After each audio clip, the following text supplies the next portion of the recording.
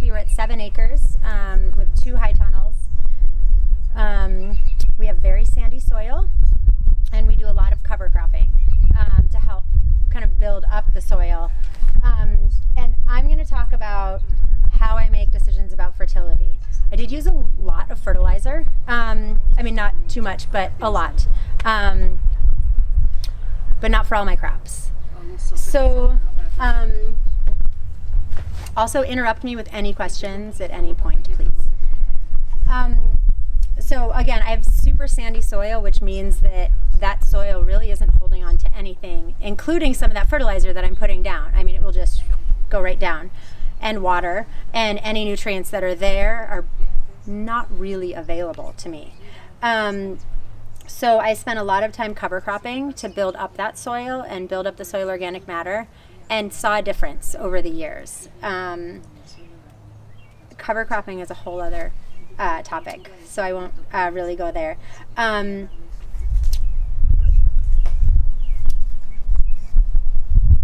So it would be awesome if, in theory, for a lot of people, the soil has everything that our plants need, but it doesn't. Vegetables need a lot of micronutrients, which aren't always there. And then they need NPK, so nitrogen, phosphorus, and potassium. And then surely a bunch of other things that we don't actually even know about. Do you guys do soil testing? Are you testing your soil? Okay. So when you get your soil tested, I don't want to get it. So you can, it can say that there are things available in your soil that aren't actually always available, if that makes sense. Either because it's bound up by some other nutrient, or the soil's too tight, so basically too dense so that you can't, it can bind up some nutrients. So a soil test is super valuable in showing you what you have, but there might be some amendments that are needed in order to make some of those nutrients available, which isn't always possible, depending on how you're going to do that. Makes sense. So my fertility program was soil building through cover crops, so that the soil could hold on to the fertility that either I added or that was there, if there was any to start. Sustain 524 fertilizer, which is, you guys also use Sustain, it looks like, and Sustain 824. And I'm going to pass this around if you want to look at it and smell it and touch it. But this is my 524. And I use, yes, 524, correct. So 5% nitrogen, 2% phosphorus, 4% potassium. I farm on an old dairy farm, so we've got a lot of phosphorus in the soil. So I don't want to add that much more at all. If I could have found a 504, that would have been great.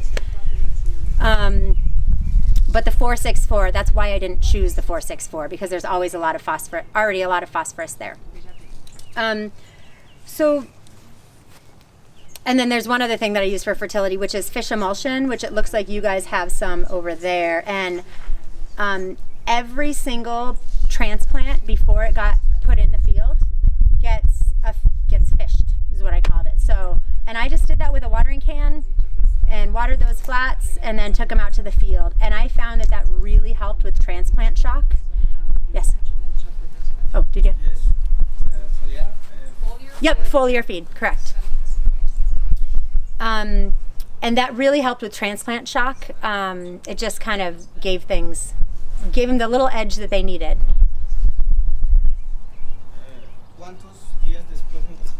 Same day.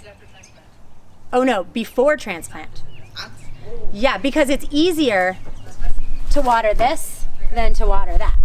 So I just did it once, just before transplant. And then you're watering 128 plants or 50 plants at a time in this little space. And then you just take it out and plant it. And that made a huge difference, I think. So then 524 and also 824 for side dressing, heavy feeding crops. Now, things that I did take into consideration are the field's history. So my whole farm isn't sandy. There are some fields that have better nutrient holding capacity, and those fields sometimes didn't need as much fertilizer as the other fields. The cover crop history is something that I also looked at. If I had leguminous cover crop, something that was going to fix nitrogen the previous season, I considered that in how much fertilizer I was putting down.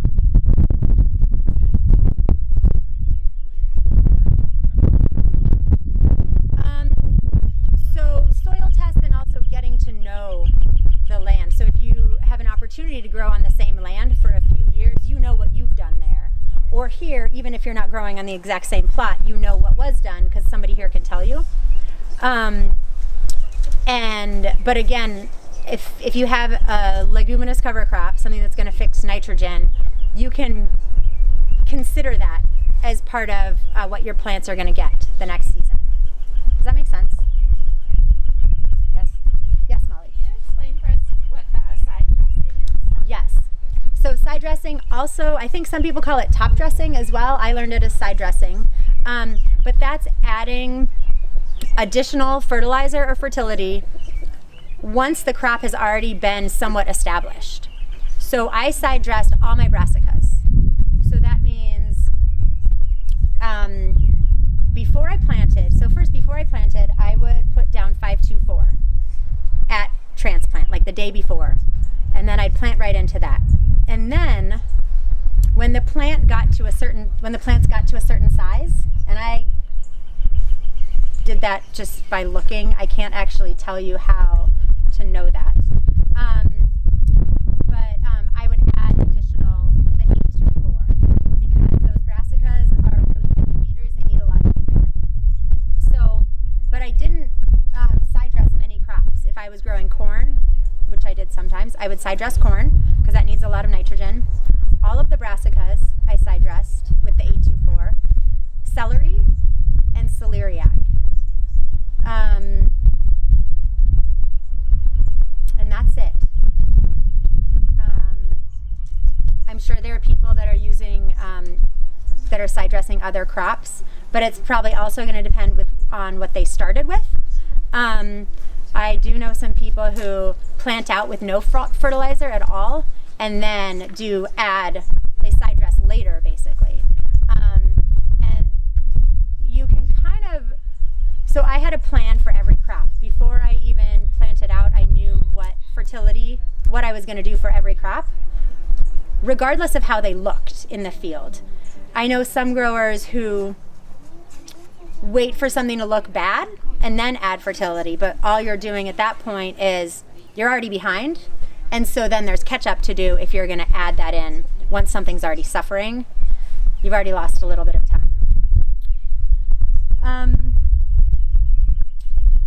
Any questions about those? Yes, Molly. Another question. Yes. So when you said you put Sustain 524 in the field before you planted, yes. How did you do that? And Okay. where did you do it, on the whole bed, or did you just do it in the line? Great questions. And how Sorry. did you know how much? Yes. Okay. Thank you. Sorry. It's all in my head, so I apologize. Please ask these questions. So I had a few different methods to start. So do you guys, I don't know what it's actually called. I call it a belly grinder. Like it's a bag? Yeah. Yeah. Okay. So if I was growing a 3-row crop, I belly ground it on, just like this, walking nice and slow onto the bed, because I didn't want to waste any of the fertilizer in the tire tracks. But those grinders will spread pretty far. My beds are 5. Like the Earthway Yeah. Yeah. They're great. I also use them for cover crop seeding. I'll go get one. Oh yeah.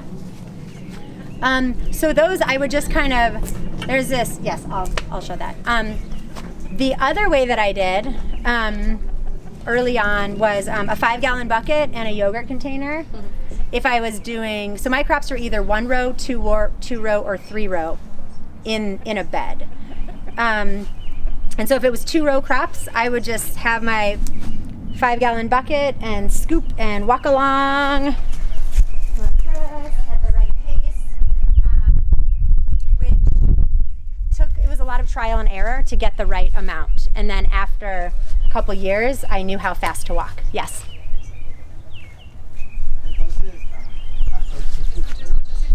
Entonces, para fertilizar, ya no, para poner la cantidad de fertilizante, ya no tomó en cuenta el análisis de suelo.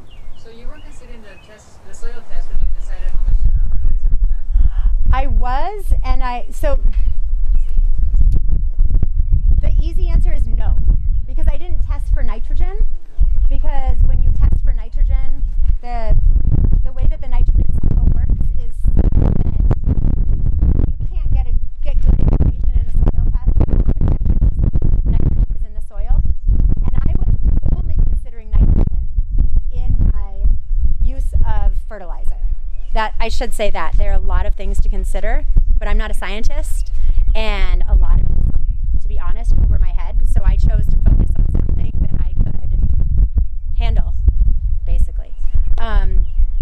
There are a lot of growers who have special fertilizers mixed for them based on their soil tests that have all the right amount of micronutrients, and I did not do that. So it was all based on nitrogen. What the soil tests were good for are things like pH, calcium. I have low pH in my soil, which is a problem, so I've limed my fields. It makes a huge difference in nutrient availability.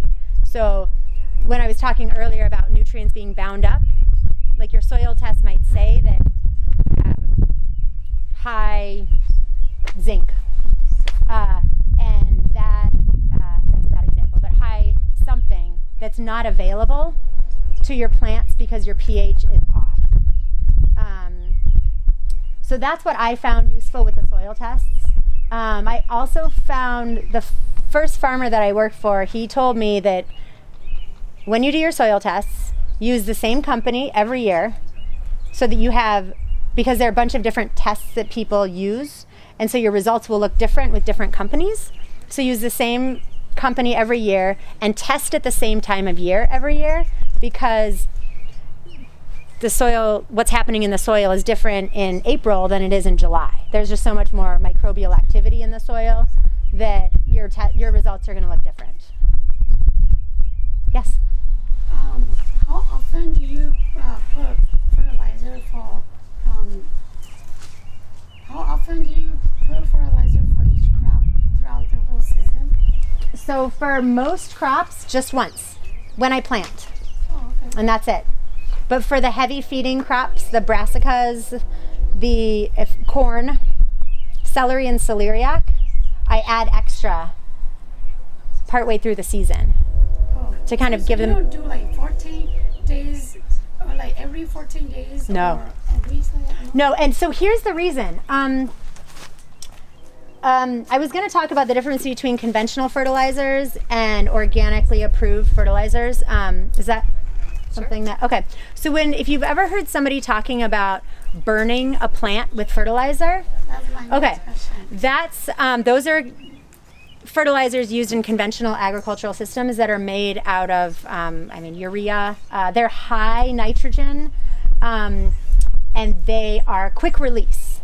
So one of the biggest differences, I think, correct me if I'm wrong, Ollie, but two big differences between conventional and organically approved fertilizers. Conventional are quick release, available to the plant immediately.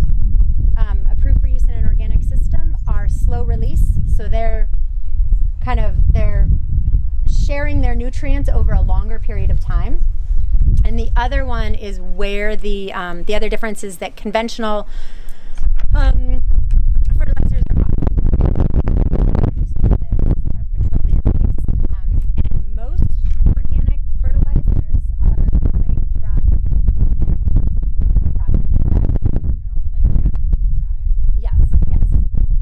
So, but the slow release is the difference.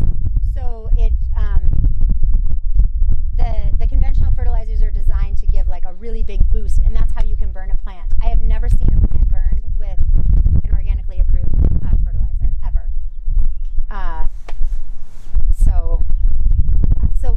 Just one application. Yeah. veces cuántos días antes aplica su fertilizante de planting, de planting. So how many days before planting do you put fertilizer down? Day of, or the day before. It depends on the time, because if you put that down first, it's just getting wasted, right? There's nothing to take it up. And if you put it down and you get a bunch of rain, maybe, because if you're using the fish emulsion when you plant, you're giving that plant is starting out with a boost, and so they don't actually need the fertilizer that day. They're still maybe root bound. They've got to get a little bit settled in, and then I don't know exactly how fast that the fertilizer becomes available to the plants. I don't know. But to my mind, it wouldn't make sense to put it down beforehand. If you get a big, heavy rain, where's it go? That's my thought. I did it basically when I had time, getting close to plant. And a lot of times it was the day of.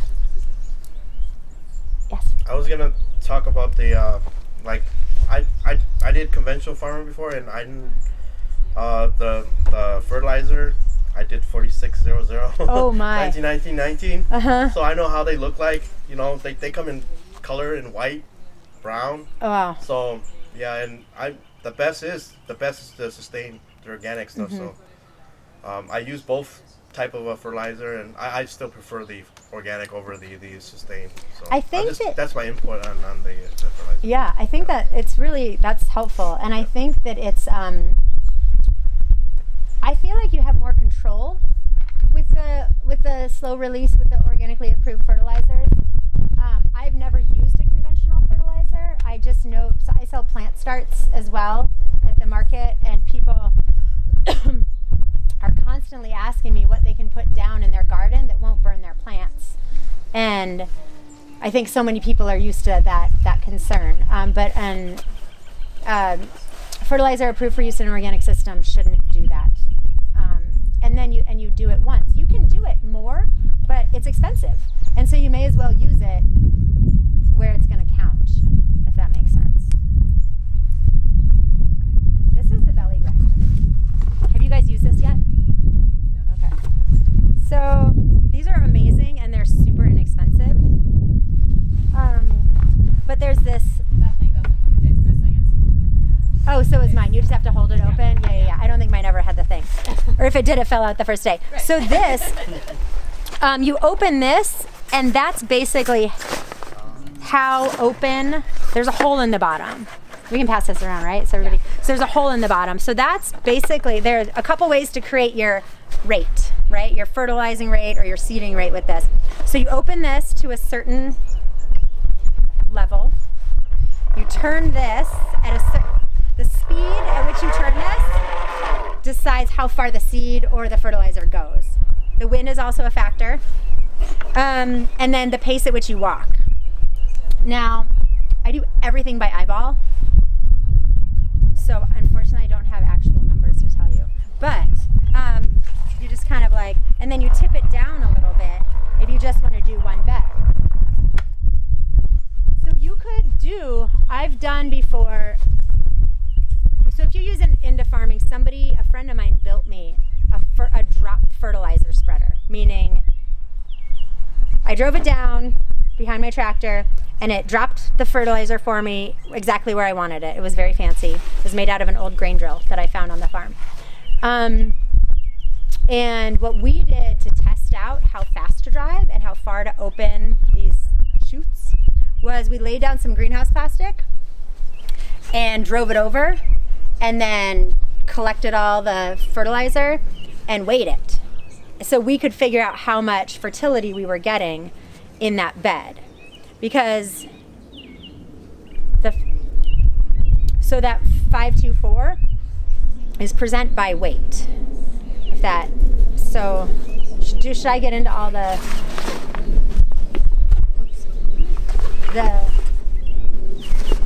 numbers around the fertility, the 5 percentages, or no? Okay. So it's been a long time since I talked about this. So the 524 or 464 is the percent in the percent of nitrogen per pound? I don't remember. It's been a long time since I've 100 kilos. Per 100 pounds? Yes. Okay. No, kilos. oh. I can't remember. Look at the bag. Yeah, read the bag. 50 kilos. I think it's per. We'll find out. And I'll be on video. Like I don't know.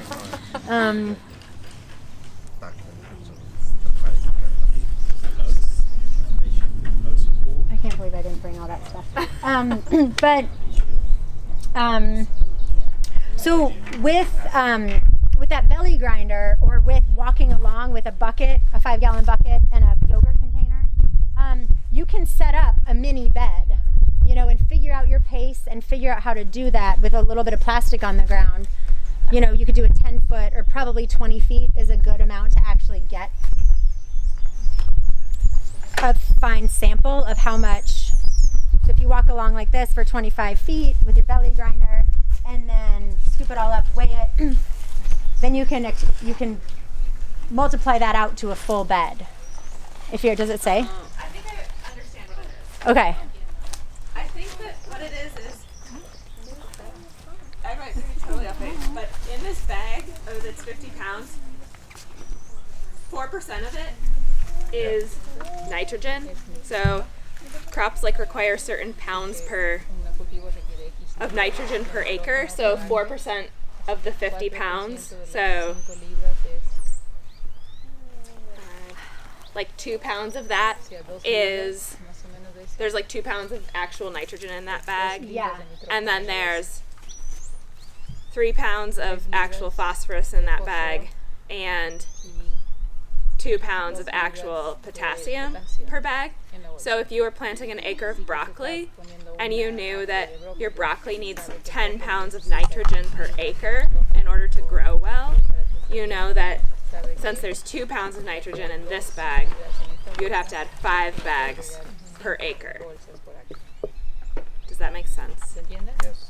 I have some things that I can email, and people can have them if they want, but I do a nitrogen budget for the farm, which is by crop. It's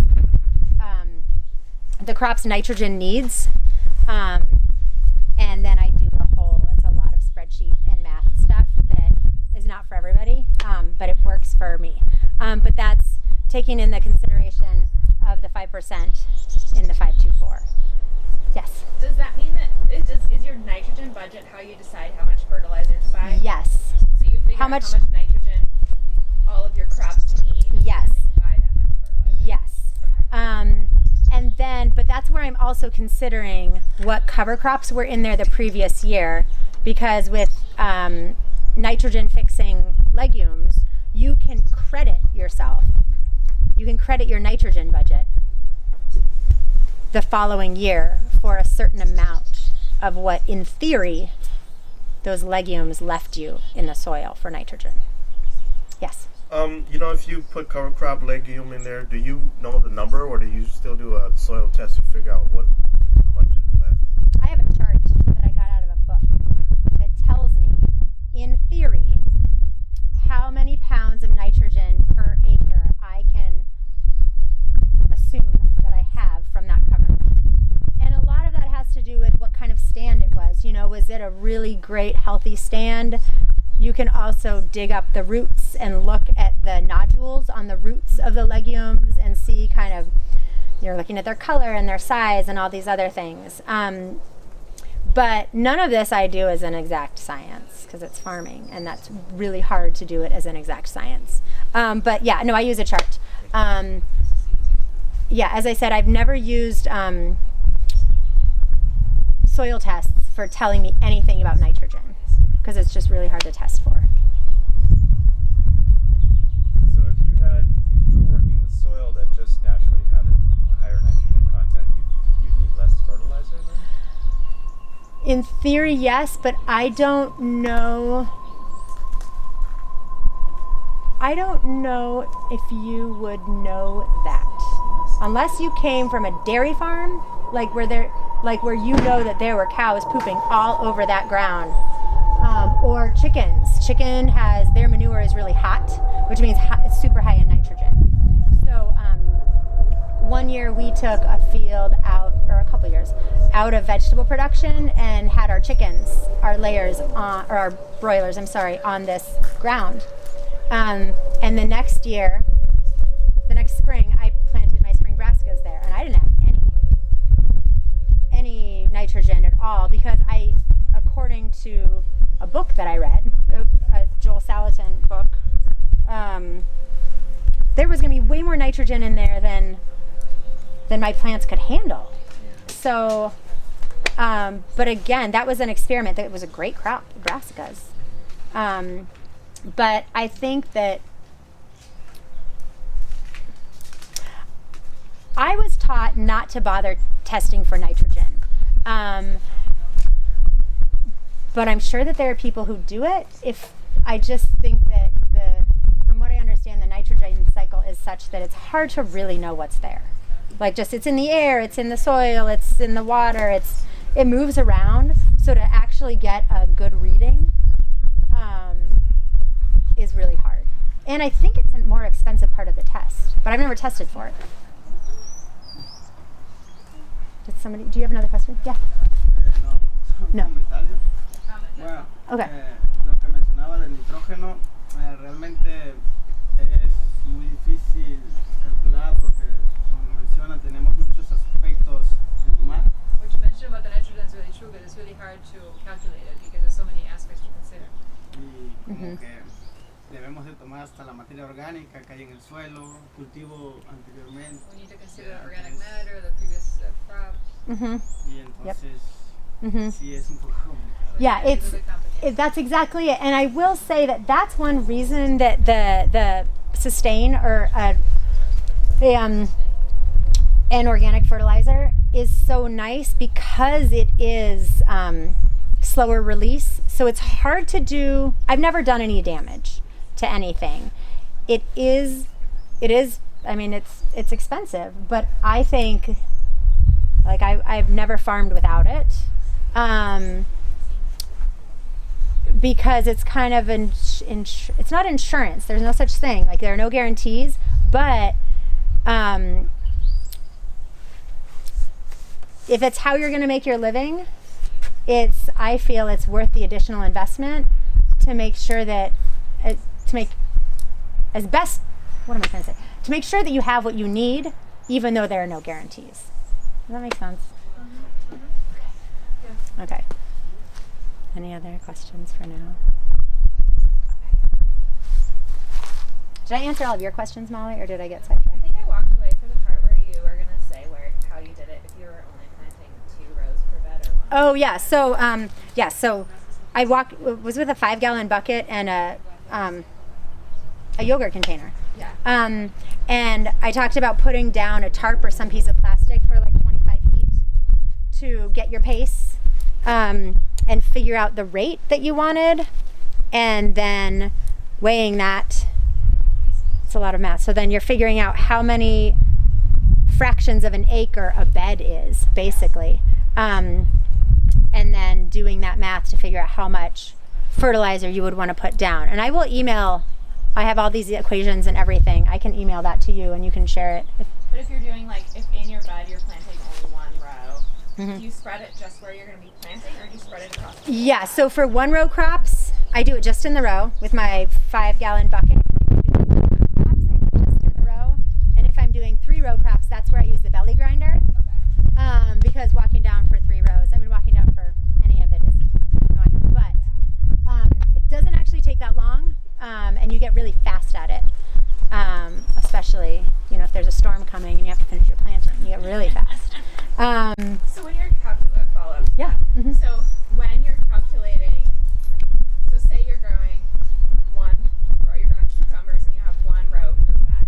So you're just going to walk down with your yogurt container. Yes. Are you figuring out, when you figure out how much of an acre, i.e. how much fertilizer you're going to put down? Yes. You figure that out for the entire bed space, or for just the tiny little section where your plants are going to go?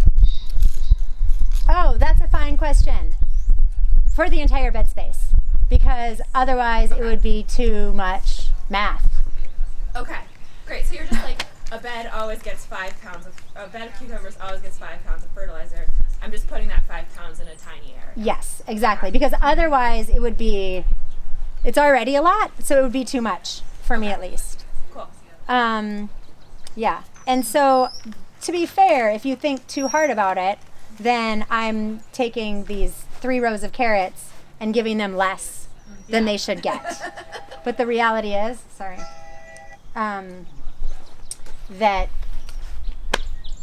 that's what I did. And it worked just fine. Great. Or Yes. you're giving too much to the To the cucumbers? cucumbers, but like you said, you've never. I've never done had, it, so. no, I've never had a problem. I sustain, I'm very happy with. I've been very, very happy with it. I know some people use chickadee doo-doos are a thing that's around here. I've never used them or seen them, but I know a lot of growers that use them. I have also never relied on compost for fertility.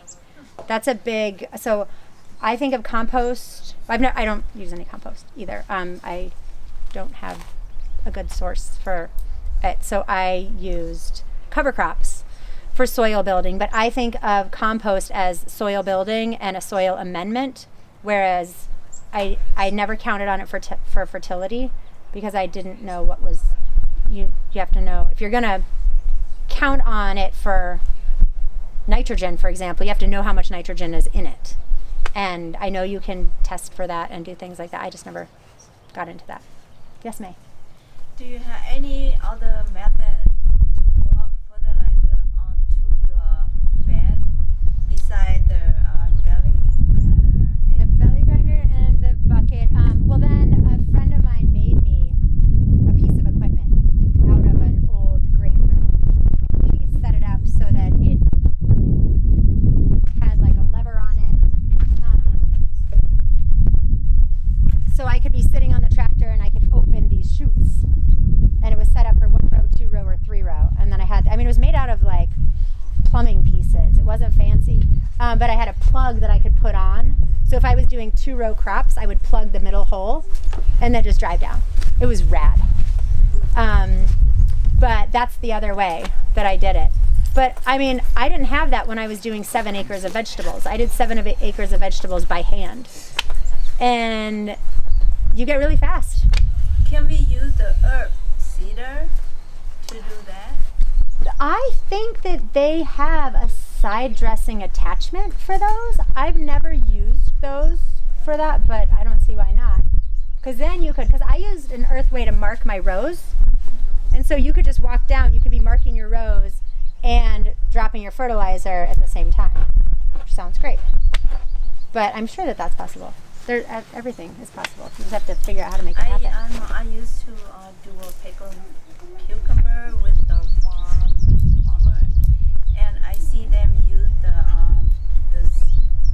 tractor seeder, and they just block one, and they just one row per bed for cucumber, and they put fertilizer in there. Yeah. And then drive the tractor along, and they got fertilizer in the line. And so I'm just thinking that maybe our organic farm can find somewhere to do that. And so I know there are attachments for some tractors. Like I know somebody who they're actually selling. Do you guys have a Jeep?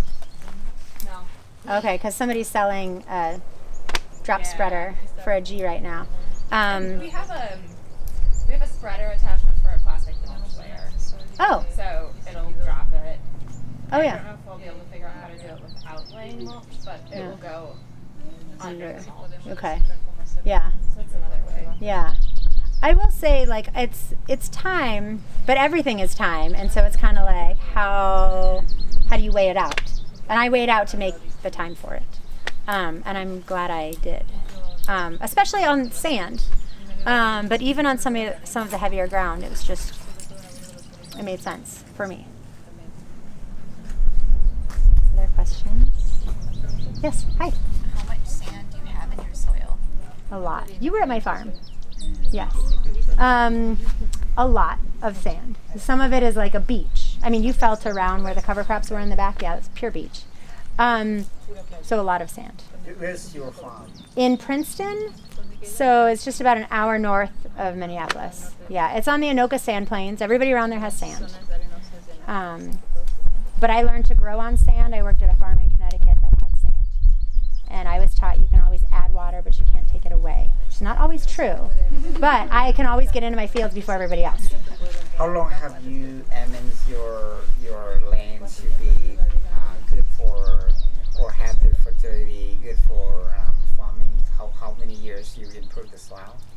Well, I started farming there in 2011. So I bought the farm in 2010. I started in 2011 growing. Are you asking how long it took to see? How many years to build the fertility on your soil?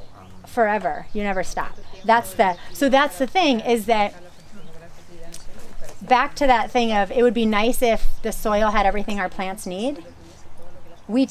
Our plants are taking from the soil, at the same time. Even if we're adding fertility, they're taking something. So you constantly have to be rebuilding that soil, continuing to cover crop, adding compost, giving those soil amendments, doing that soil building. But I saw an improvement in probably 3 years. It was shocking to me, actually. And some fields, were better than others. The sandiest fields never got great.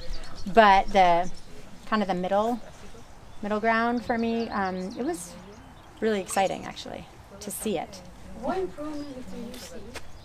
I saw improvement in water holding capacity, and in, what is that called? In what? It calls loam sounds like it's the soft something. Cohesiveness? The cohesiveness? Yeah, that is basically how well it holds together. When you grab it, there's a name for it. I can't think of it. It just held together better, and my crops did better. And I played around. I started using less and much better, and found that some crops could handle it, some couldn't. And as I played around with that, there were effects of it. And as I said, if you wait until something's suffering to add the fertility, you're already behind.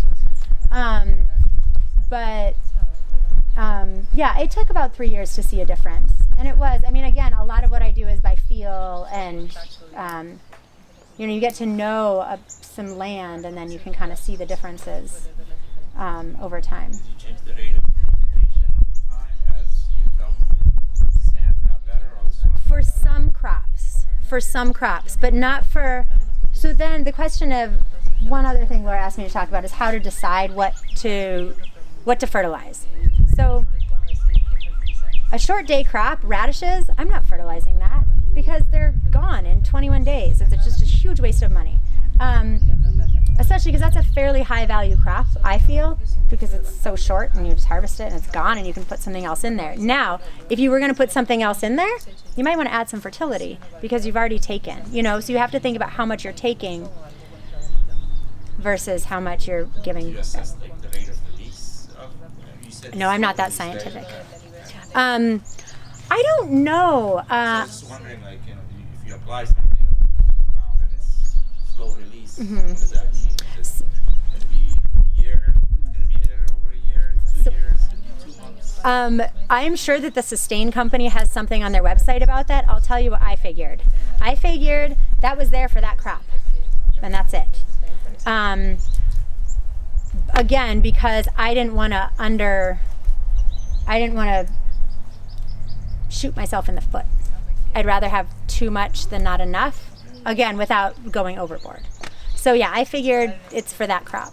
So, but if you're going to double crop something like, if you're going to throw down radishes and then throw down beans after that, beans I never fertilized. They make their own nitrogen. They just don't need it.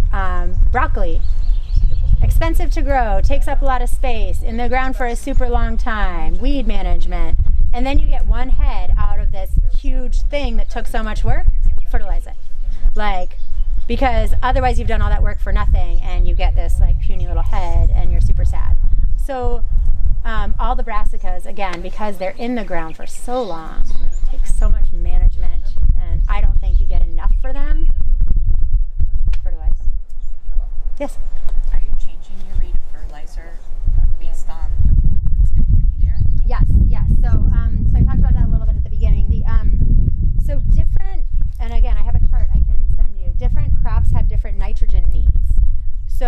corn is a heavy feeder. I think it's like 180 pounds of nitrogen per acre is what it needs. And so that's per acre. That's a lot, right? Is anybody growing an acre of corn? Because I'm not.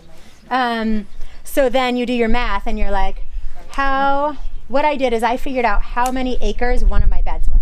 All of my beds are the same length and the same width. So once you have that information, the math is way easier. Because you're like, oh, I'm planting 2 beds of corn. That's point whatever acres, 0.001 acres basically. And then you're doing your calculations from there. And again, I'll send all of my math if you want to look at it. Other crops that I made sure to fertilize, I fertilized potatoes. I never fertilized sweet potatoes. Those were not a high value crop for me.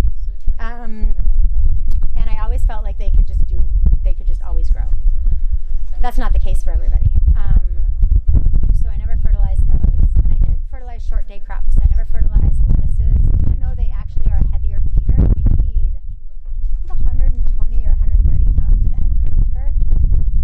It never seemed worth it to me to fertilize the lettuce because they're just not there as long. Carrots and beets I always fertilize. So it kind of depended on the value of a crop for you, I think is one thing. If you sell a ton of salad greens and you're gonna be double cropping and triple cropping that same bed to salad greens, which maybe isn't the best idea anyway, but I would give it something if you're just gonna keep taking. Yeah. And cuando habla de substance, en la etiqueta viene una recomendación para aplicar. ¿Usted ha utilizado esa recomendación para sus cultivos, para su suelo? Sustain has a certain recommendation on how much to apply on the soil, Oh. on their bags. Do you use that recommendation? I never looked at that, no. No utiliza esa recomendación. No, I used information that I got from other farmers about how much they, so basically they've probably done the math that I did myself. So, but it also, they don't know what was in your field last year. They don't know, your history. And that's the same thing when you do a soil test and you can get fertilizer recommendations on your soil test for different crops. And I've never done that because I know my fields better than they do. And they can say, well, you've got this and this and this and this, but maybe I haven't seen evidence of that. So you can get recommendations, but they don't necessarily always consider a field's history and all of the components, if that makes sense. That's what I've done. But I know this guy I worked for was a 20-acre certified organic farm. He got recommendations and used them. So, yeah. But I never looked at the bag. How do you get the farmer insider information? What's that? I worked for farmers, and I called farmers. You feel free to call farmers. They're really nice people. They, not in the summer, hard to get a hold of them then. But yeah, people want to share their information. I'm here because I want to share my information. You just ask people. Yeah. Are you using composted manure? Mm-mm. No, I don't have it. I don't use any compost. I have used some in my hoop houses because I don't have a way to spread it, and in a hoop house I don't mind doing it manually. Because I'm done farming, I'm just growing for myself this year, and I am going to use compost for myself on like 3 beds of the field, because that I don't mind doing with a shovel and a wheelbarrow. But I don't have a good way to spread compost, so I don't do it. Yes. Sorry. No. Have you ever known farmers try to save money for fertilizer by exploring sort of alternative methods for composting? Mm-hmm. If you could save enough money, would it be worthwhile, I guess? It depends who you ask. I think that so you mean like compost teas and other things like that, or are you talking about just using compost? No, I'm talking about just using compost. Like if you had a source of a lot of compostable material that was free. So Did your own operation. that's not going to hurt anything, right? Compost is going to add to the soil. I wouldn't personally rely on it for fertility.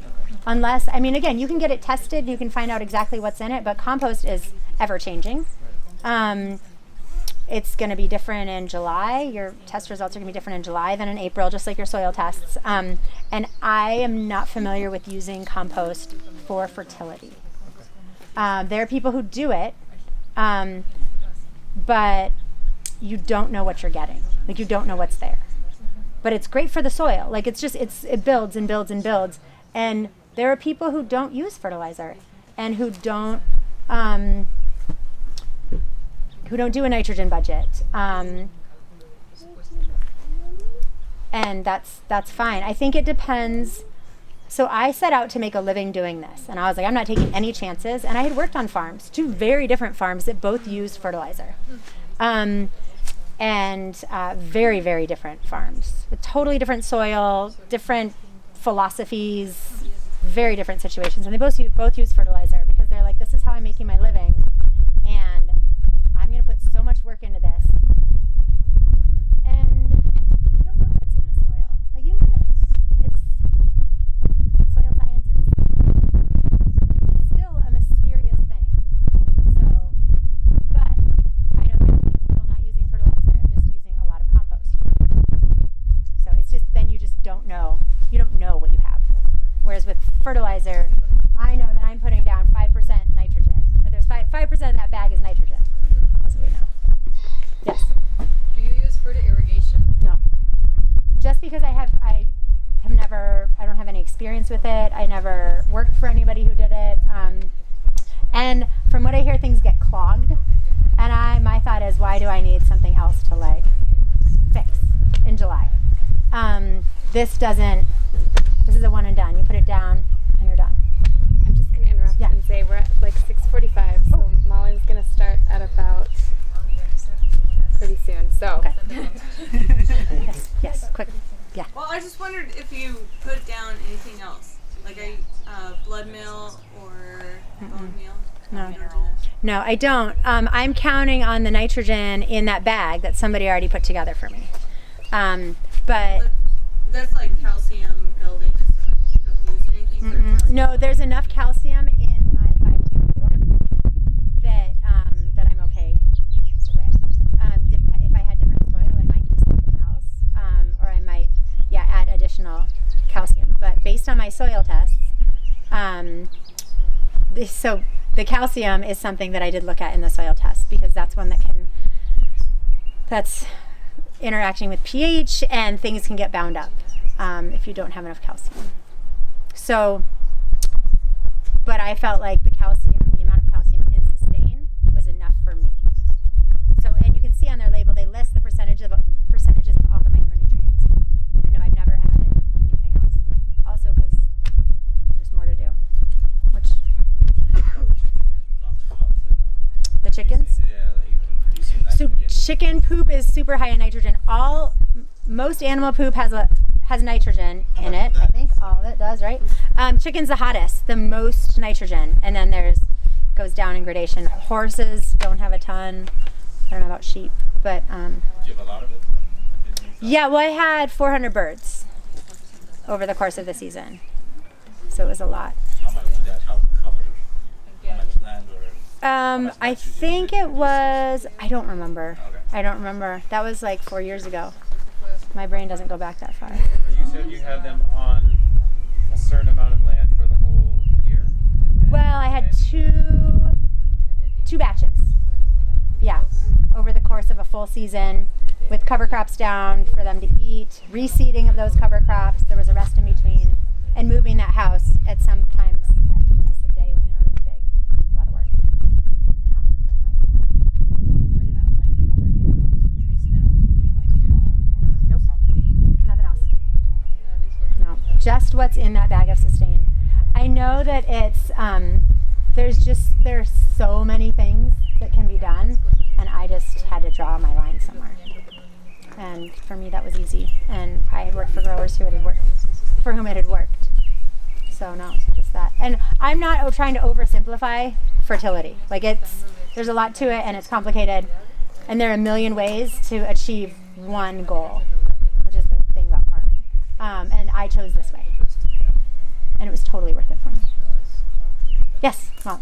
When you obviously hung up on the physical nature of spread and sustain, did you work it in after you spread it, or did you just put it on the top and go? I just put it on the top and went. Nice. Yes, because my thought was, this is how I justified that, is that as I was going along and transplanting, like my hand is like moving the fertilizer just by the nature of that movement with the soil. Yeah, I didn't work it in because it's just another step. For the direct seeded stuff, I never got a good way to do this because I'm belly grinding this on before I seed, and then I'm watering right after I seed. And so I do wonder if it might make more sense to do your seeding and wait till things pop and then belly grind it on. But then how is it getting worked into the soil? Are you waiting till you hoe all the weeds that you just popped with that fertilizer? Or, like what are you doing? Right. Yes. So I just kind of did it. I was like, okay, bed prep is tilling, cutting beds, putting on fertilizer, and seeding or planting. Like that's how it goes. Same for, it's just easier that way. So then also if you have people working for you, you can be like, hey, we're going to go plant those 5 beds. And everybody knows what to do. Can I share some things about, because I do direct 6, the brassica family. What I did, so I just sprinkling the substance on top. That I use the chowder gold and just stir the fertilizer to prep for the bed. Then I do direct seed. But after I cultivate it, I just use hand to sprinkler the fertilizer. So once the crop is this long, then that's it's very, very beautiful. So yeah, I just feel like that. Yeah, but I use the chowder, the small machine to go just stir the fertilizer to mix with the soil. Yeah, that's what I have, a basket weeder, and that's so I could do that too. But if you don't have the equipment to do it, there's not a good way to work it in, I don't think. Did you get that basket weeder from Tilmore? No, I didn't know about those. Weren't around. I just learned about Tilmore. That sounds pretty cool. Sorry, what machine are you talking about? A basket weeder, but there's this company called Tilmore that is making less expensive small farm implements. It's a newer company. So, Tilmore. I think it's Tilmor. There we go. Tilmor. So, yeah. And Laura's going to share my contact information. If you want to email me questions, you can. And I will send you a bunch of things. Great. That works. Thank you, Sarah. Thank you, guys. Thank you. Okay. Some of the farmer they make a little hoop. And so this is pretty wide, and so you can make a hoop, but kind of windy, and so you watch out for that one too. Yeah. So are you just allowing extra material so that you can grow it? If it's something big like a Napa cabbage that's going to be this big, that big, I would allow a lot of extra room. If it's something like arugula or radishes that's not that big, I would probably tuck it under. You also can buy it in different widths. I think what we have is like a 7-foot width. You can buy it in like 30. I once worked on 2 beds together instead of 1 bed. Yeah, I have worked on farms where we had row cover that was a 1/4 acre, and so you're like digging a trench with a tractor and then covering a 1/4 acre with row cover and then like doing that, so you can get it in all different sizes. But this is just the size we have to account for tall things. I really liked what Sarah. Oh yeah, go ahead. For Napa, if do we need to make a little small tunnel for it? I don't think you need to. You can. So it's more like that one's going to be like very soft and flexible. So even though the cabbage, the Napa, the crop was growing up, it's still okay. Yeah.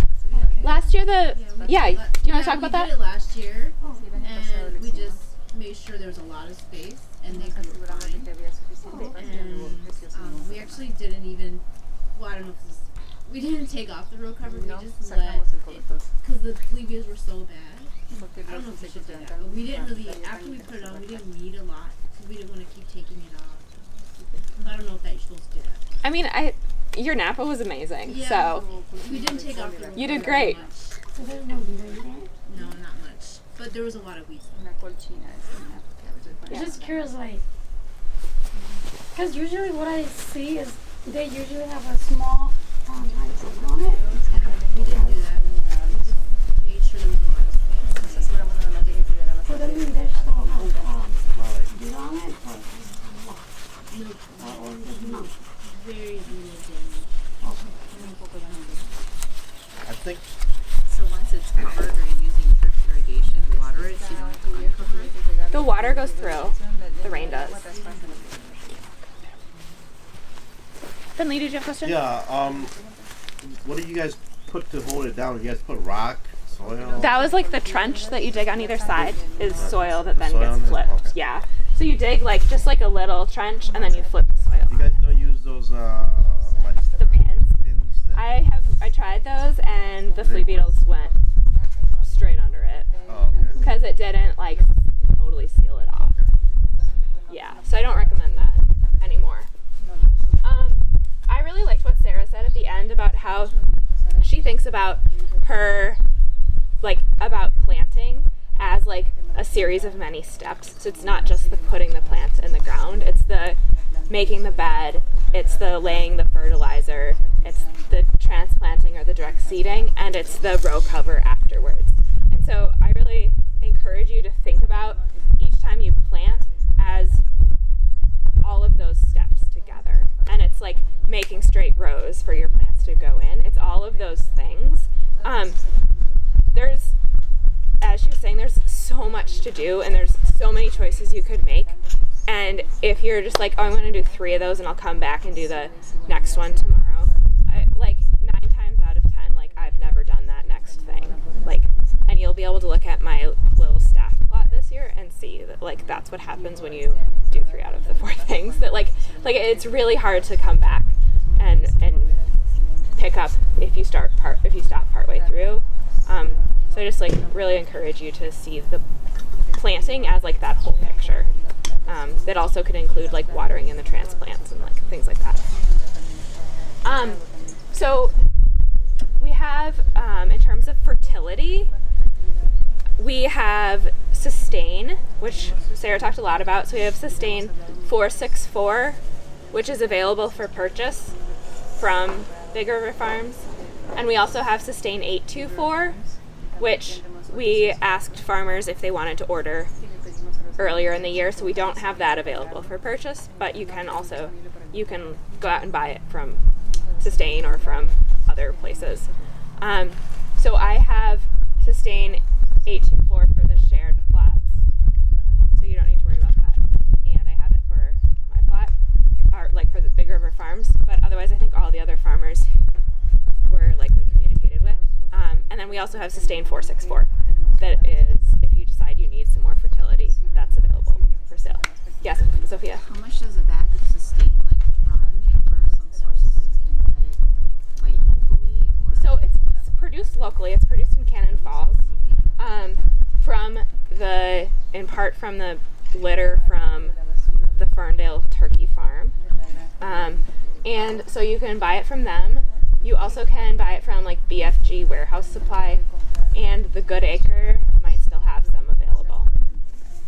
A bag, all the times I've bought it, I've gotten good deals on it, so I don't actually remember. I don't know how much it is like without a good deal, but I think the Sustain this year was $26 a bag. For that size? Yeah, and then maybe the year before it was $30. And like how many? So is that like? It's 50 pounds. Oh, okay. Yeah. So when Sarah talked about measuring and like figuring out how much Sustain you're putting on, I read the label on the bag, and we have a sheet. This is our Farm Inputs Logbook, and you each have a page in here. And there's a sheet that has recommendations that we also can like give. Do they have it? Nope. No. Okay. You don't have it. but it has like our recommendations of the rates that you apply. So for sustain, we have calculated using 2 common bed lengths that are on the farm, which is 140 feet and 220 feet. So we recommend that if you have a 140-foot bed, you put down 5 pounds of sustain per bed. So that means that you have to figure out what 5 pounds is. And we have a couple of these scales that you're free to take out into the field with you, as long as you bring them back, that you can use to figure out how much 5 pounds is, or however many pounds are that you need. So the first thing that might happen is you might pick up this scale and the arrow isn't pointing at the 0. And so if that's the case, there's a little tiny knob up here, and then you turn it until it gets to 0. Okay, so we're there. And this goes up to 10 pounds. So we also have some different containers that are available for use. And I wonder how much this is going to be. So I'm going to put this bucket up here and move the knob so that it reads 1 pound. So now I know I need to get to 6 pounds. So then I'll just start measuring it.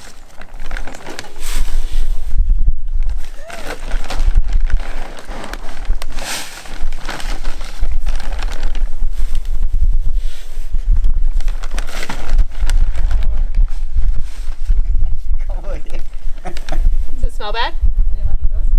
Got it? 6 pounds now. Oh, there you go. A little over. Woo. Okay, so I'm going to pass this around. So this is how much you would need to spread on one bed.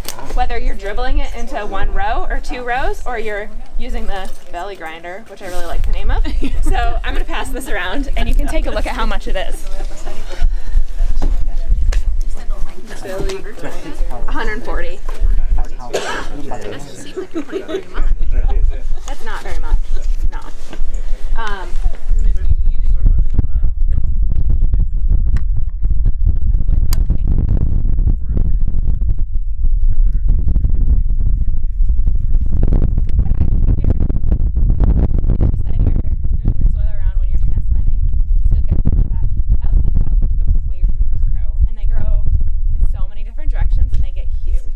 And I figure there's going to be rain that washes and moves the nutrients around.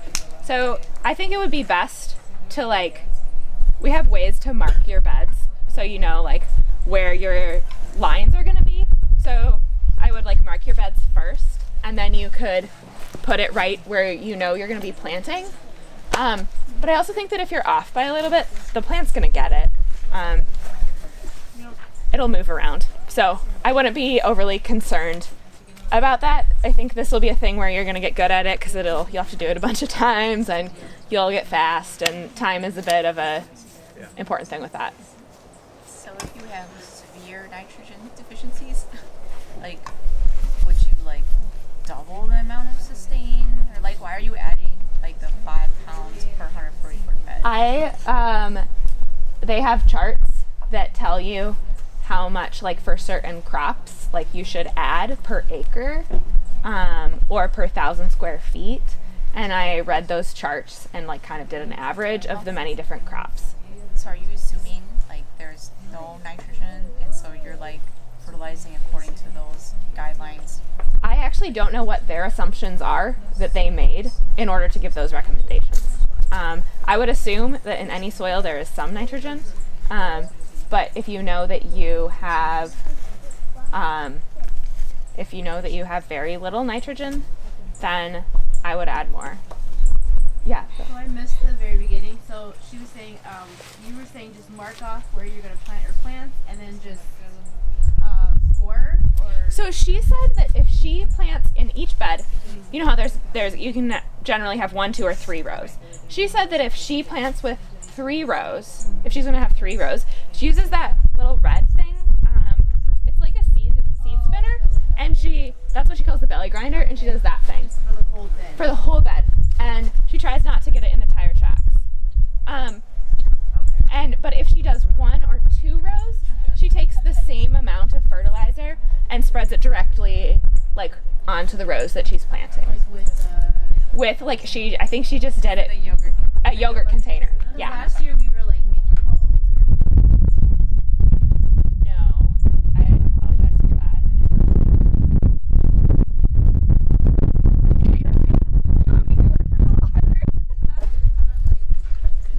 Yeah, Sophia. So I also missed the meeting thanks to our wonderful traffic on the highway in front of it. But so like you have before you plant anything and mulch or whatever, you put like in sustain. But I feel like there's a conversation about side dressing stuff like a time later or something. So for certain crops, she said, certain crops like brassicas, corn, I would assume potatoes as well. And then she said celery and celeriac, she side dresses, which is to add, like literally to like add fertilizer alongside the plants. And so that would be another application that you would do by hand. So is it like 2 total or So that would be 2 total. So it would be, and this we would talk more specifically about, but there are certain points in a plant's life where you need to side dress. And so it's like, for brassicas, it's like 2 weeks before the set of the crown, which you can kind of tell by how many leaves there are. So that's like when it's most effective and needed. And I don't know anything about when to side dress corn or celery. Tomatoes? I don't think so. Yeah. How many leaves of the cabbage? I don't know. I'd have to look it up. Crown form, you said? With broccoli and cauliflower, it's before the crown forms. So when there's like, when you look in the center, there's like a really tight cluster, but there's nothing in there. That's when you side dress. With a cabbage, it's like when you have like a really, like a small and squishy head. Can I answer that? Yeah. Based on my experience growing cabbage in Thailand, after you transplant, and it's about a week, then once you see the seeding start establishing, then you need to put fertilizer first side dress. A month later, and as you see the leaf have something that will rather, then another time to address, put that side dress in another time. So you actually would side dress it twice? Yes. Okay. Okay. The second thing she talked about is fish fertilizer, which we have is a product called Dramatic K, which is fish and kelp emulsion. It comes in a 2.5 gallon jug that you can buy the whole thing, or you can buy like an ounce or something of it. And we'll walk by where all this stuff is. There's a couple ways you can do this. She recommended watering her plants with it before transplanting, and she's really right. It's way easier to water 100 plants when they're like in 2 flats than when they're covering 300 feet in your field. So do it then. You can take a watering can and water them. I know, Lou, will you explain what you do? Sometimes I put soap there and I put the tray in there, so easy that the water is coming to them. Yeah, so you have a tub and you put some water and some fish in it, Yes. and then you soak the flats so that the roots are taking up the fish fertilizer rather than the leaves. That's another good way. And then, Cho, do you want to explain what you did with the water wheel? Oh, we mixed the dramatic K and the water well, and we just transplant at the same time. So the water wheel is a piece of equipment that you use to plant into plastic mulch that delivers a dose of water with each plant. And so Cho and Sue mixed a gallon of Dramatic K per tank. It's a 150 gallon tank of water, and then that was delivering fish fertilizer to the plant right when it was planted. A key with this is you have to, it all settles out into the bottom, and so you have to shake it really, really well. We have measuring devices. The recommended rate for this is 1 ounce per gallon of water that you use. And so we have some measuring devices, like cup measures, to help you with that. These are, some of them are labeled with the specific thing that you're supposed to use it in. Like, you don't want to mix like use this to measure pesticide and then use it to measure a fertility product. Also, this will smell bad, and it's best to just use it with the stinky stuff. Yeah. So I think I made a mistake dramatically last year because I was using it to feed the plants like when they were seedlings, but I think maybe that wasn't necessary. So maybe that's one of my questions. But also I thought that, this can be nice for nitrogen because it's fish and it has minerals, so I was watering with it. But then it wasn't enough nitrogen, and I ended up having to go to like a poultry manure to get the nitrogen. So what's the correct usage of this? It's like to stimulate the seedlings before transplanting, and then you don't use it again? I think that it is good on seedlings.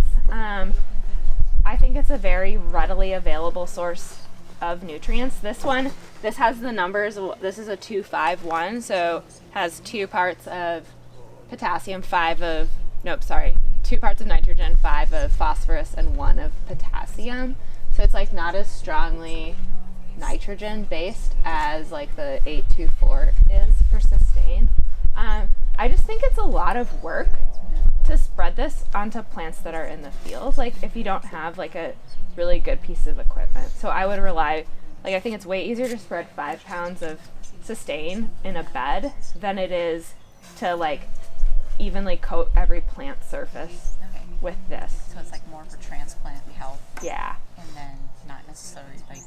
I wouldn't really rely on it for a whole lot afterwards. And then can you talk about where to get the dramatic K and maybe locally or?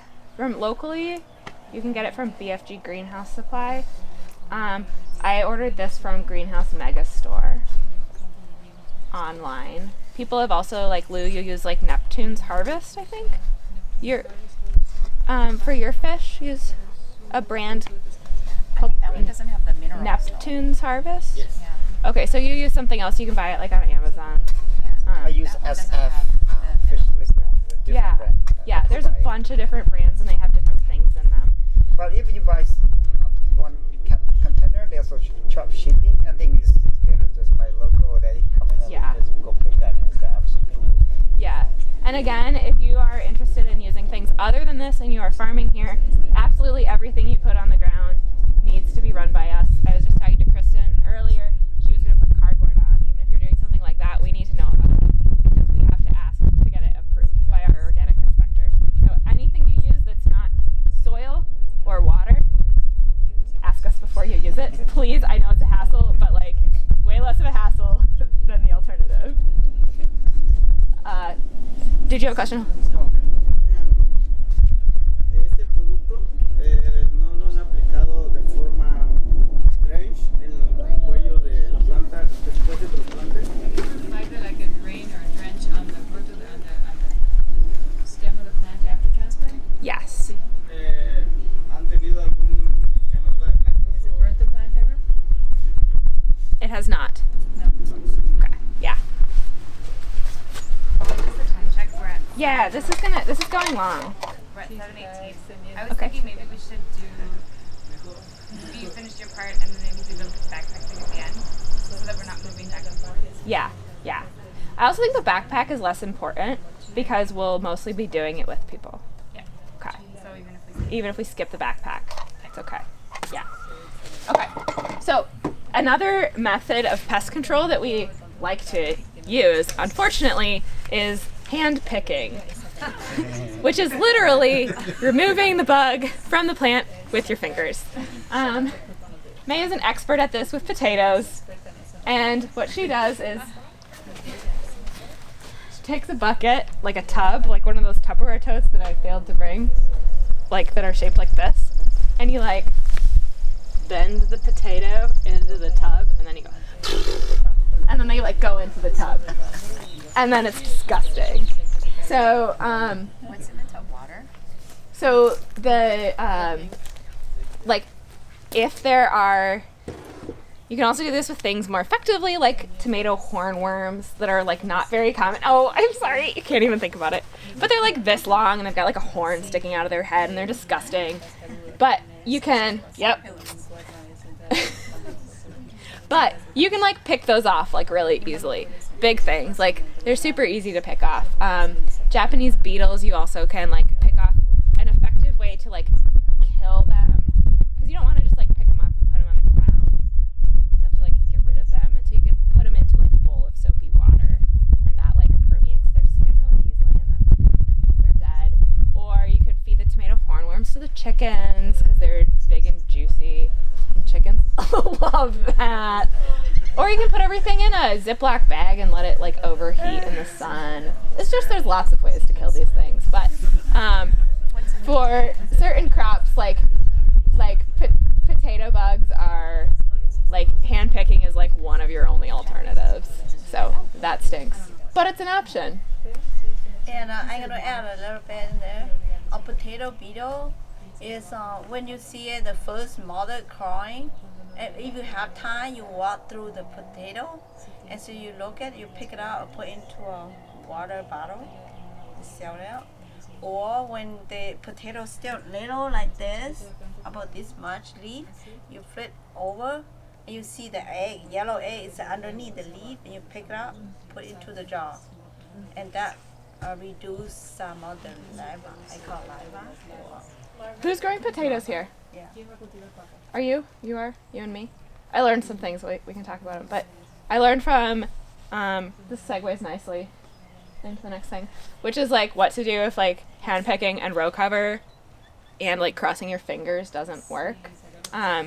So we use some approved pesticides on the farm.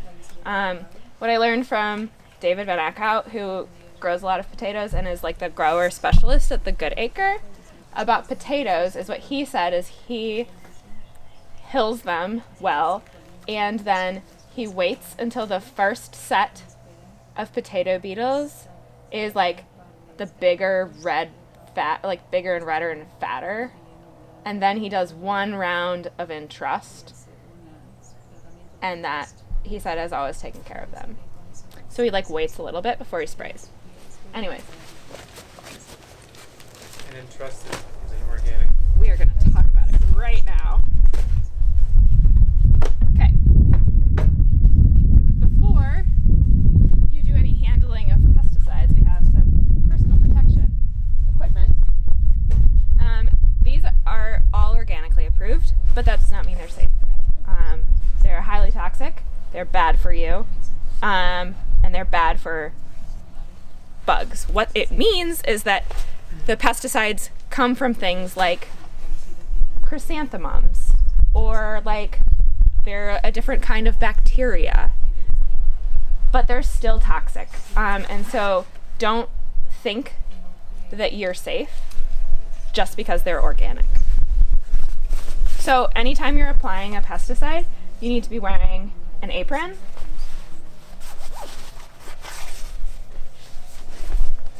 which looks really good.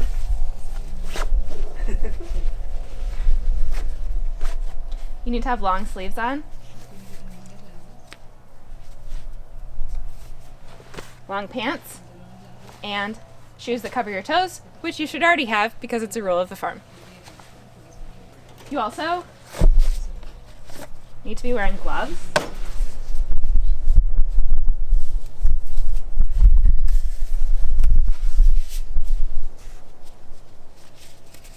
Okay. And when you're mixing up a pesticide, you're always going to do it with a staff member. So that'll be with May, with me, with Laura, with Eric, with Trisha. We need to be healthy because they're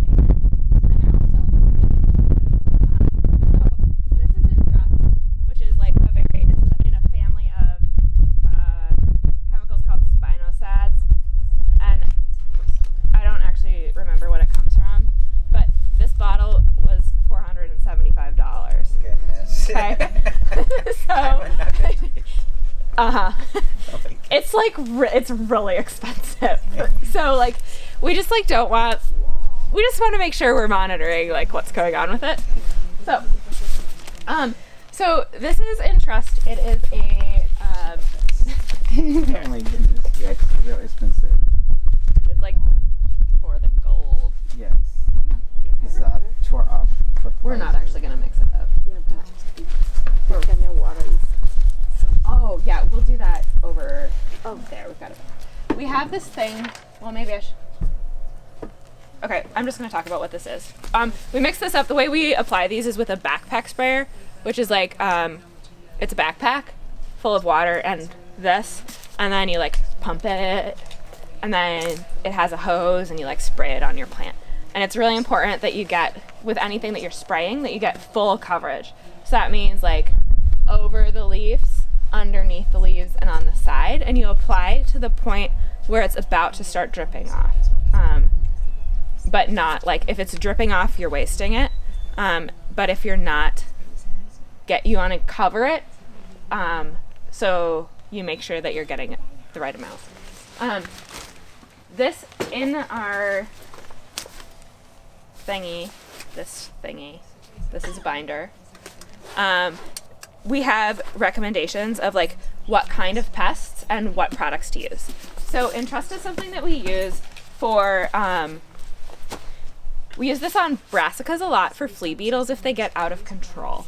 You don't ever want to use it on things like that you're going to eat right away, like arugula or radishes. The turnaround time is not enough. So we use this on broccoli, on kale, on cauliflower, on cabbage, and it is to help control flea beetles. And we also use this on potatoes and eggplant to control potato beetles. When you use products, well, some of you have just started growing, and others of you have grown a lot. But what does anyone notice about the texture of things like kale, the leaves, or like broccoli leaves? It's really smooth, which means that this isn't going to stick very well because they're kind of waxy, and like if you walk out in the field in the morning, there'll be like a bead of water like sitting in the kale, and it's like not soaking into the leaves. So we also use a product called Thermix, which is what's called a spreader sticker, and it helps this adhere to the leaves. This is made out of yucca. And it's not like technically, it's not a pesticide, but it's just like this like super thick, like looks like molasses-y thingy. Just help to keep that stay longer, right? Yeah, it helps this actually stick to the leaves rather than just run off. Oh. So whenever you're applying to like a brassica or like something like corn, you need to have a spreader sticker on it. Yeah. How much do you guys put the Entrust into a gallon or like a water? We use. Okay, so the recommendation is for, and it differs for different crops and different pests, but for flea beetles, on brassicas, we do 2 milliliters, which is like 1/3 of a teaspoon per gallon of water. And then you use 1 1/4 gallons of water per 140-foot bed. So there's like some actually like fairly complicated math and measuring, which is another reason why we like want to do this together. And like for things like a potato beetle, you use a slightly higher rate. You know where we could find like the info on it? Or yeah, anytime you're looking for Entrust, each pesticide has a label. It's called like an SDS label. That's really helpful. So if you search Entrust, like pesticide, you'll be able to find the label. And what it says is it says like what rate you apply for every crop and for every pest. Another thing to note is that you don't get to play around with the recommended rates on pesticides. These are like legally binding applications. Like you can't just add more, and you can't use it for things that the label doesn't list it for. So like the label doesn't list this as effective with Japanese beetles, and so you can't use this for Japanese beetles. You probably know a lot about this kind of stuff.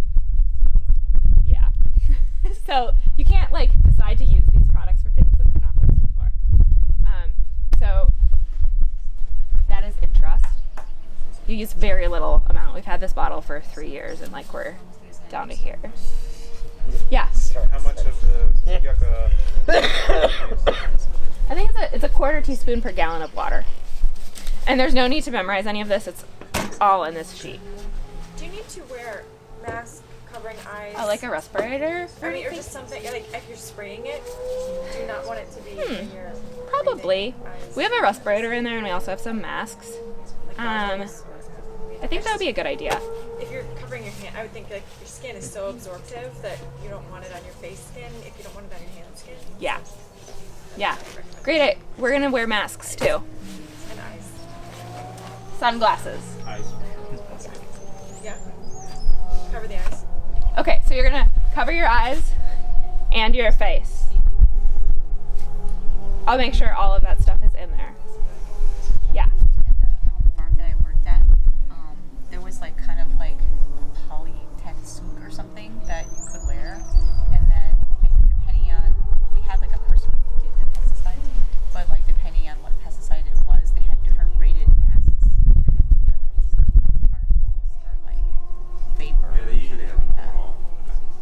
They might even have recommendations. They do, and it says like long sleeves, apron, gloves. I don't think it says anything about masks, but I will check that. We also have the information in here. Maybe. It does say, and I'm probably like slacking on this.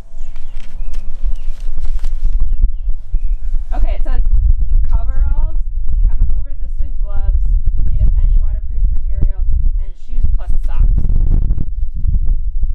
Yeah. Oh, thank you. Okay, so these, the pesticides are fairly indiscriminate in what they attack. So it will kill a flea beetle as much as it will kill a honeybee. And so you want to time your application during a time when the insects that you want to keep alive are like in their homes. So first thing in the morning or last thing at night. I recommend last thing at night. And you also don't do it when it's windy. It has to be calm. So you're getting it actually where you want it to go. Okay. Another chemical that we have is called pyganic. This comes from chrysanthemums.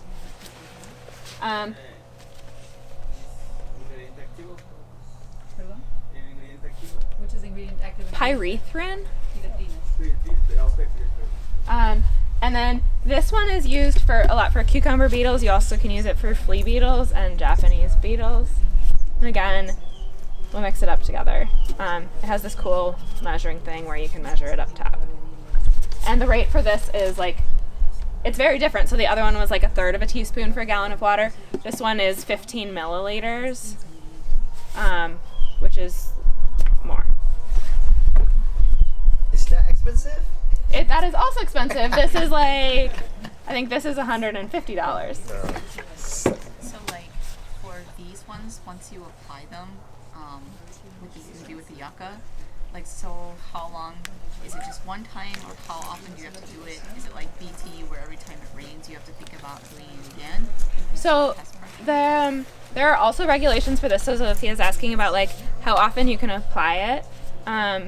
And there are like regulations about the time frame. I think that what we would do is, I don't know them off the top of my head, but it's like something like, I mean, it lists it for everything, and I would read the label, and if you're like, hey, this didn't work, what can I do? Then before we just like apply it again, we would think about it and read whether we could do that, or if there were any other options. The other thing is that these pesticides have what's called a re-entry interval, which means that you can't go where you sprayed it. No one should go where you sprayed for a certain period of time. Most of them are 4 hours, and which is another good reason to do it right before you leave to go home. But the pyganic is the exception. This is a 12-hour re-entry interval. So we'll have signs, which we will make, that say like that when you spray something, you put a sign in your field so everyone knows not to walk through it. And I think this is a lot of information about pesticides, and also, like, people hardly spray them. Like, there's a reason why, like, we haven't gone through this stuff. Is that, like, it's just not that, like, we just don't use it for much. But there are times when, like, you will lose your crop if you don't spray, and then that's, like, a calculation you make about whether you want the money more or whether you want to not use a spray. Yeah. How many times can we use for the season, throughout the season? I would have to read the label. It depends on each one. I think it's like, sometimes there's like regulations where like you can't use a product containing this active ingredient more than twice in a row, and then you have to do something else, and then you can come back to it. So it would really depend. I don't have like a straight answer for that. No, I was curious, like, for example, like last year, our pinball, like, for example, like that crop, throughout the whole season, are we able to just use one time for the whole season, or?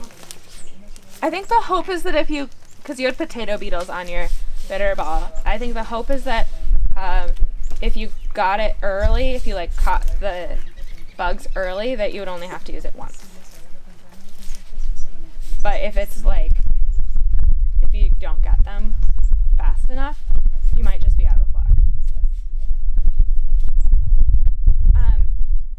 Another thing to note is like, we don't have the fancy coveralls.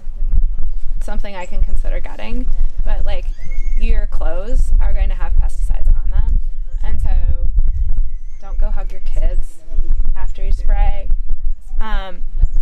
Take them off and wash them. Don't wear them tomorrow. You want to wash them. They degrade way faster than like a conventional pesticide will. Like a conventional pesticide, like, might not decay. Like, there's stuff in our water. These decay a lot faster, but that still doesn't mean you want it on you. That is my moral of that story. We also, I'll just run through a couple other things. We also have a leaky bag of, this is called Dipal. So this is a powder, and so you'd mix this into the water. It's for cabbage loopers, which is a bug we don't have a lot of problems with here. This is a bacteria that parasitizes the cabbage looper. So it like causes the cabbage, it's a bacteria that causes them to die. So this is effective. You'd do this, the same thing, you would dissolve it in some water and spread it. Yeah.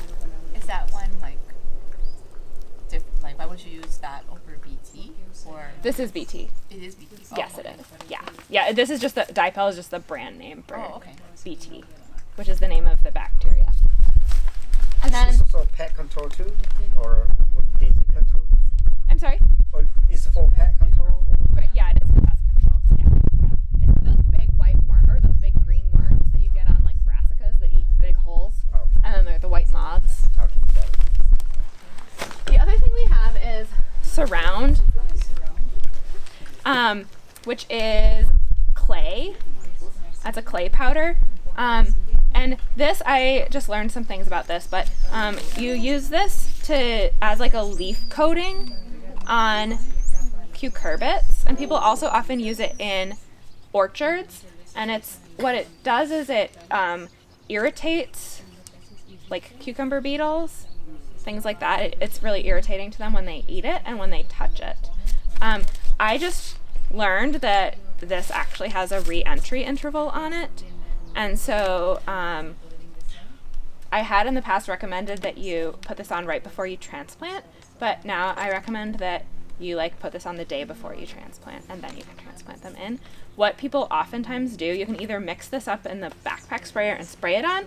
You also can like mix a big tub full of water with this clay, flip your flat upside down and dunk the leaves in it, and then flip it back up and wait 4 hours and then plant it.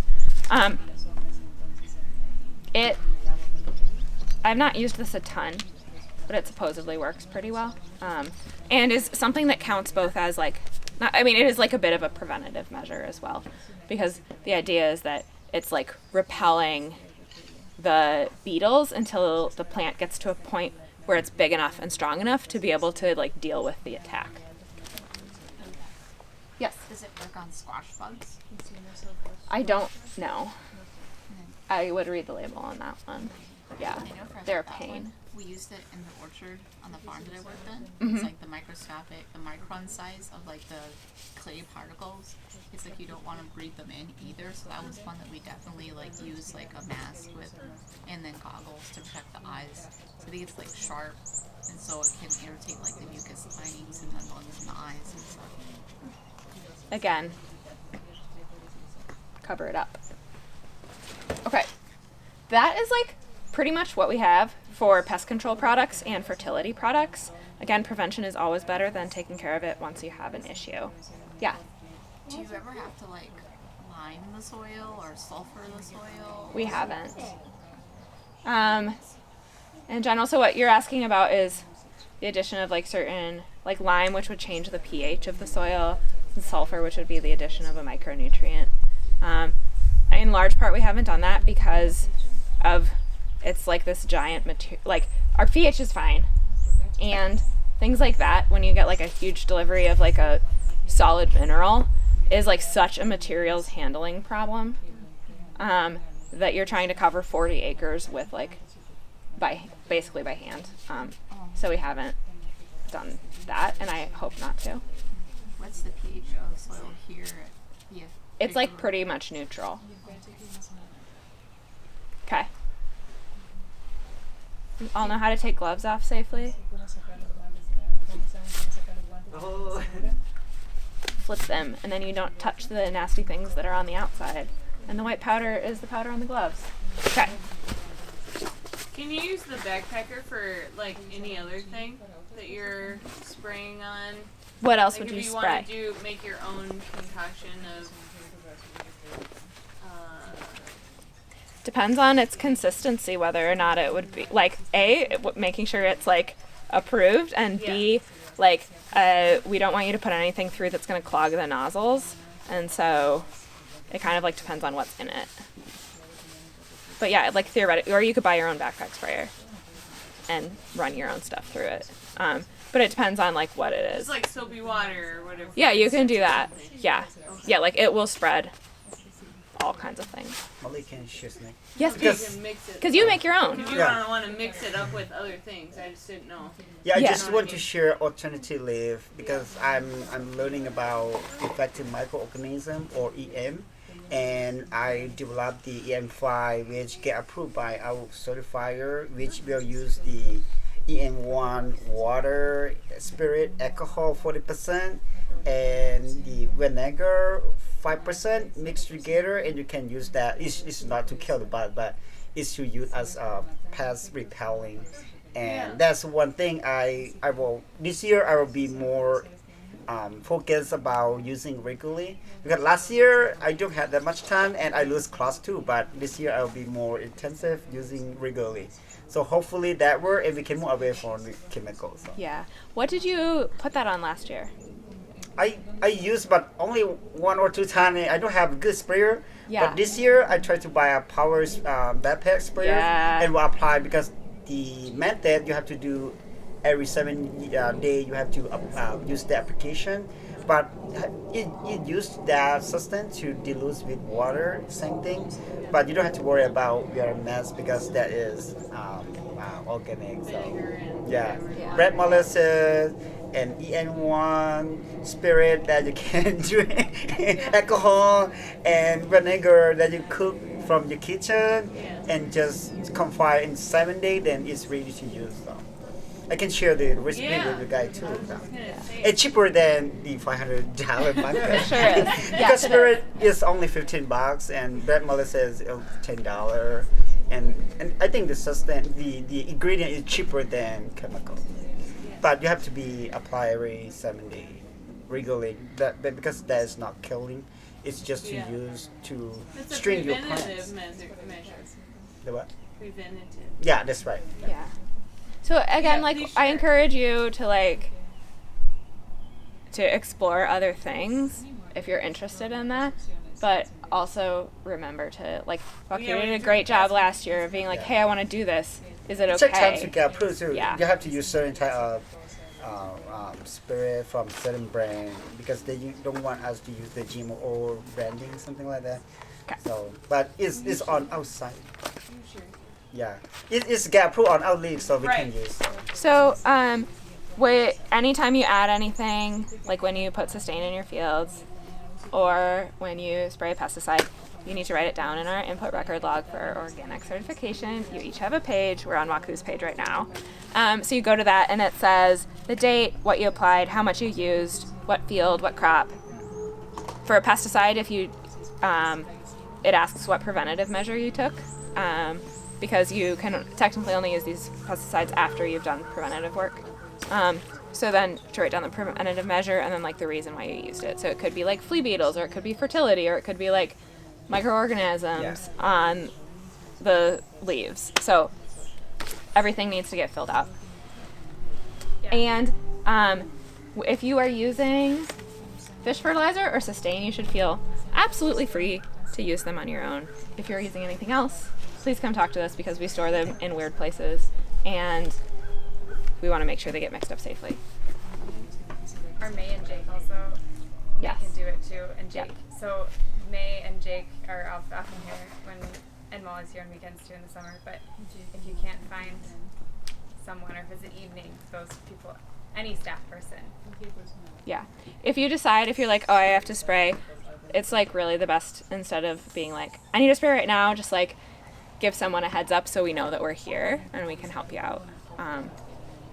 I also wanted to mention there's an instruction page in that log that also tells you how to enter this record in Egg Squared. So it's really, really similar to making a planting record. So if you're using Egg Squared for record keeping, you can keep your record of what you're applying pesticides or fertilizers to, also in the app. So that's in there, and I also emailed it out, and we'll put it on the Google site. I think it's already actually on this, maybe. Yeah. So, and feel free to ask questions about that too. Okay, now's the time to get out those sheets of paper we gave you. I actually didn't give them the. Oh, you didn't get the sheets of paper? I gave them our plan, and then I was going to give them this. Oh, cool. Great. Okay, so do you have an extra copy of our plan that I could look at? Well, this or this? That one. Okay. So now what we want to do is like think about crop fertility and pest prevention on a whole season scale. So what we handed out with this sheet with all these words is what we recommend at Big River Farms in terms of fertility and pest prevention and pest remediation, pest killing for different crop families that you might want to pay attention to. And this is not what you have to do, but this is like what we recommend, or it's like what I'll do on the things that I grow. And what it is to like start, like Sarah was saying, by thinking about planting as like a process of adding fertility and then planting and then doing preventative measures. So if you look at the first one, this is for like the brassica family. So what we have is like an action and then the timing and the tools that you need, another action, the timing and the tools you need. So the first action would be to apply fertility. So it would be applying sustain. And I would know how much I needed to apply per bed, and I would do that. So that would be when you transplant it or when you direct seed it. The next action would be to apply row cover to prevent flea beetles, and that would be the same day you planted it. The next action would be to side dress, like Sarah talked about. Brassica family needs a lot of fertility, and so they take some of it up right away, and then they need more down the road. And like Waku shared, like maybe you do that twice. So the action would be to side dress with sustain, and then that would be with mid-June, and you would apply that with like a bucket and a hoe to like work it in. Or I was happy to hear Sarah that she says that she just like leaves it on the top of the soil. I was like, great, that's easier. And then action 4 is like, hopefully you don't have to go to action 4, but like what if you do have cabbage loopers, or what if you do have really bad flea beetles? then you've already row covered to try to prevent it. You've determined that you need to get rid of them in order to like save the crop because you need the crop. And so that is when you would get to the point of applying dipel or applying Entrust with the spreader sticker. So, and we have gone through this for a fair number of crops. Tomatoes, the cucurbit family. On the back side, there's eggplant and tomatoes, potatoes. Blah, blah, blah, blah. We have tomatoes on here twice. This back page, when it says eggplant and tomatoes, it should actually be eggplant and potatoes. And then corn. So what we would like to do is have you just like think about the first thing. You have a blank sheet, so you can like make your own plans. So think about the first thing you're going to plant this year. What time is it? We've got about 10 minutes left. Okay, great. So to think about what the first thing is that you're going to plant, and to come up with what your fertility and pest prevention plan is going to be for that. You can use this as a base. So like for me, my first thing is onions. So I'm going to think about what my plan for onions is. And we're going to do like 3 minutes of thinking about that, and we'll have a couple people share what they come up with. You can do it in a group. Yeah, you can also do it in a group. Yeah.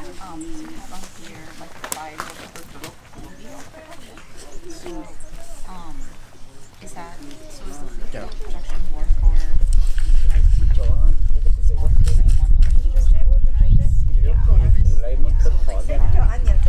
I will go to try I wouldn't bother.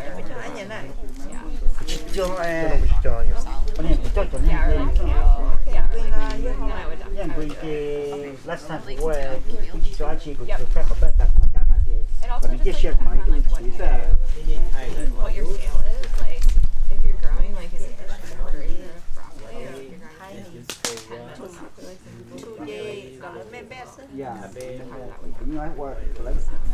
growing